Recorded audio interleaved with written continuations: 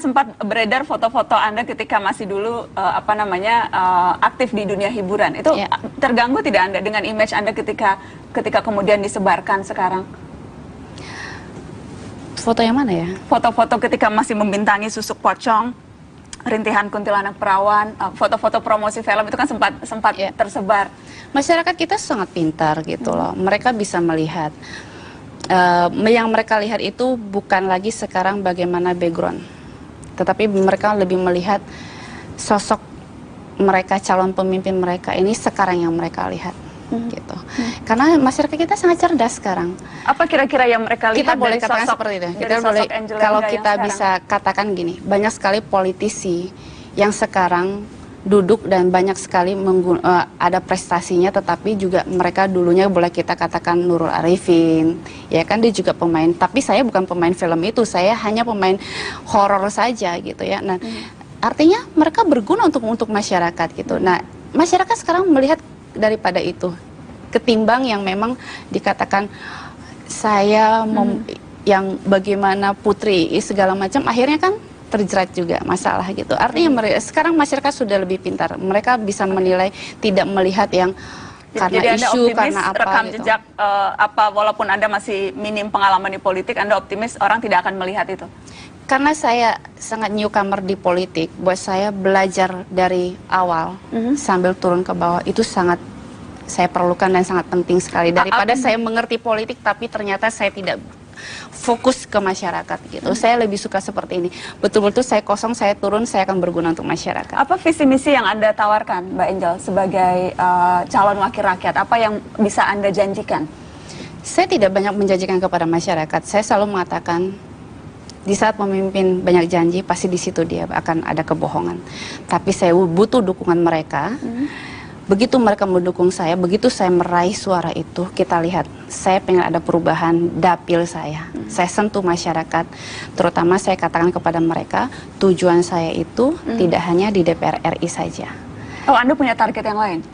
Kita lihat nanti. Oh, tapi target paling dekat nih sekarang di DPR RI. Betul. Tapi apa kemudian, apa agenda yang ingin Anda bawa? Karena kan orang terjun ke politik tentunya kan untuk kebijakan, ingin membentuk kebijakan publik misalnya, atau apa isu yang betul-betul Anda concern dan peduli sehingga Anda mau terjun ke politik dan susah-susah? Saya mau di dapil itu gini, masyarakat kita itu perlu dulu hidup yang nyaman, artinya perut mereka harus kenyang, ya, kebutuhan mereka harus dicukupi. Tentu saja tadi saya katakan ada program-program saya di sana itu yang berkaitan. Saya masuk ke pertanian, saya melibatkan mereka. Nanti tani saya yang berapa hektar itu tumbuh, nanti mereka juga yang menikmati hasil itu, tumbuh-tumbuhan yang saya kerjakan, dan juga TK yang saya bangunkan dengan gratis. Itu kan lebih ke program ya Mbak, tapi lebih ke apa agenda. Mengapa seorang Angel Elga yang sudah nyaman hidup, jadi bintang, jadi artis begitu ya, pemasukan gampang, kenapa tiba-tiba sekarang mau terjun ke politik? Apa yang betul-betul ingin Anda lakukan untuk masyarakat? Ada orang ingin melakukan sosial dengan cara berbeda. Saya ingin melakukan sosial dengan cara saya yang berbeda, yaitu mungkin saya bilang saya ingin berpolitik. Maka dari itu saya selalu katakan, mungkin di media sudah ada yang tahu, saya mengatakan insya Allah kalau saya terpilih menjadi anggota DPR RI nanti, kalau memang itu garis tangan saya tidak akan menerima gaji itu. Saya murni, saya serahkan kepada masyarakat. Setiap dapil itu kondisinya sangat berbeda, isu-isu seksinya itu sangat berbeda. Di Klaten beda, di Boyolali beda, di Sukoharjo beda. Nah, apa misalnya Mbak, apa bedanya di dapil-dapil itu? Misalnya di itu Klaten lebih ke pertanian, ya. Sekarang saya mesti angkat lagi semangat mereka. Gitu, pertanian itu. Spesifiknya apa Mbak kalau di Klaten? Sudah merosot, artinya yang dulunya mungkin berkembangnya sangat bagus, sekarang jadi agak menurun. Karena apa?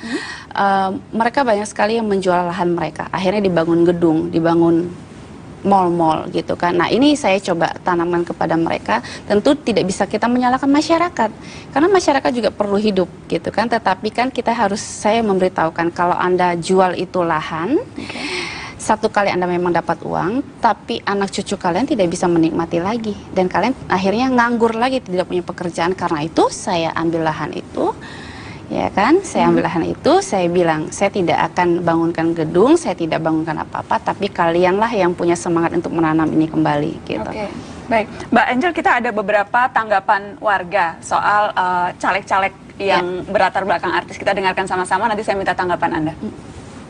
Artis itu rata-rata selebriti itu beberapa hal banyak saya temui itu tidak memiliki background tentang politik. Jadi mereka memang hanya aji mumpung dengan modal yang memang dia sudah menjadi artis atau memiliki tampang yang sudah menjual dan masyarakat banyak tahu. Jadi mereka ikut terjun ke politik. Jadi menurut saya itu kurang setuju karena apa juga banyak juga masyarakat atau warga-warga lain yang memang memiliki background yang lebih layak gitu ditempatkan sebagai caleg atau masuk ke dalam dunia politik. Menurut saya untuk kedepannya jika memang mereka hanya bermodalkan tampang saja, lebih baik jadi artis saja deh Mas, daripada merusak di DPR-nya nanti begitu. Mbak Angel, kalau hanya modal tampang saja mendingan tidak usah daripada merusak. Betul, saya setuju sekali. Kalau cuma hanya modal tampang saja mendingan tidak usah, karena kita turun pun tidak gampang. Untuk menyentuh hati masyarakat pun itu sangat tidak gampang. Dan saya setuju sekali seperti itu. Karena itu saya katakan kita harus punya kemampuan dulu. Punya kemampuan. Dan Anda yakin memiliki kemampuan itu? Saya harus yakin. Saya harus yakin. Kalau tidak yakin ya kita kan bertarung. Sekarang ini sampai April ini kita bertarung. Saya harus yakin gitu. Sudah punya rencana akan nanti kalau terpilih akan berada di komisi berapa, akan melakukan apa, tugas-tugas apa? Masih terlalu prematur saya bicara. Nanti mungkin setelah saya sudah terpilih, nanti kita bicara lagi. Tapi minatnya di mana Mbak? Misalnya di yang Anda, sesuatu yang Anda, tadi kan juga belum sempat dijawab secara konkret begitu ya, apa misi, visi, apa agenda yang ingin Anda usung? Nanti kalau sudah duduk di DPR, apa yang akan Anda lakukan dan idealnya itu di komisi berapa? Sekarang masih berubah-berubah sih di pikiran saya. Masih berubah-berubah? Saya masih harus betul-betul memahami kondisi masyarakat yang di dapil saya.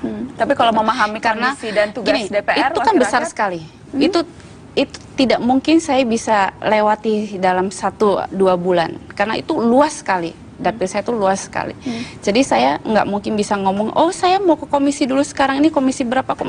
Itu masih terlalu panjang gitu. Yang saya konsen sekarang ini bagaimana saya meraup suara terbanyak-banyaknya. Meraup suara sebanyak-banyaknya untuk melakukan apa Mbak? Karena kan tentunya kan intinya kan bukan meraup suara, ya, tapi betul. Apa yang akan Anda lakukan setelah Anda mendapatkan suara itu. Nah saya masih belum mendapat gambaran yang jelas Mbak Angel. Apa sih yang akan Angel Elga lakukan ketika ia sudah terpilih menjadi anggota DPR? Kenapa orang harus mau menitipkan suaranya kepada Anda?